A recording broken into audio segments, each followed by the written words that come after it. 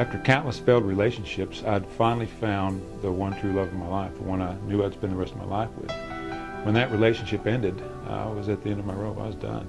I laid in bed that night and railed against God, and I threatened God that if he didn't give me what I wanted, which was that relationship, I would tell everyone what a fraud he was. It lasted a few minutes. I broke down, began to beg and pray that if this was my life, don't let me wake up. The next day, in my truck, on my radio, I heard an ad. That ad led me to a counseling center where I had an encounter with Roland Hearn. After a conversation with Roland, I found out he was in this country to start a church, NewStart, which would transform people's lives through the perfect love of Christ. And I told him I wanted to be a part of that. A short time after that, a Thursday night service, during a song, Glory to the King, I broke down and I started to cry, and there were tears of joy. I'd finally found what I was looking for. It wasn't a church or a song.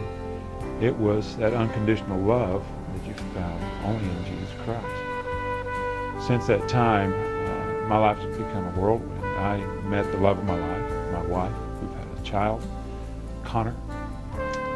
We've had wonderful relationships, more than I can count. But it hasn't all been good. I've watched my daughter struggle with mental and emotional illness. I've watched my wife struggle with the loss of her sister, with the loss of her mother.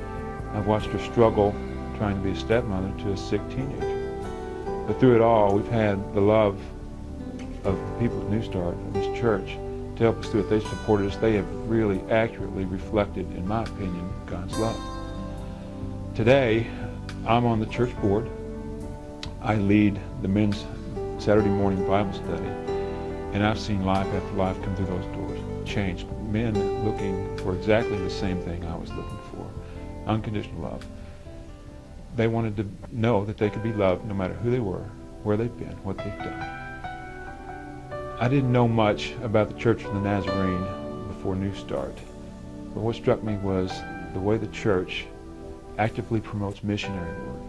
And to be a part of raising money for that is an honor and a privilege. I thank God every day for NewStart and the Church of Nazarene.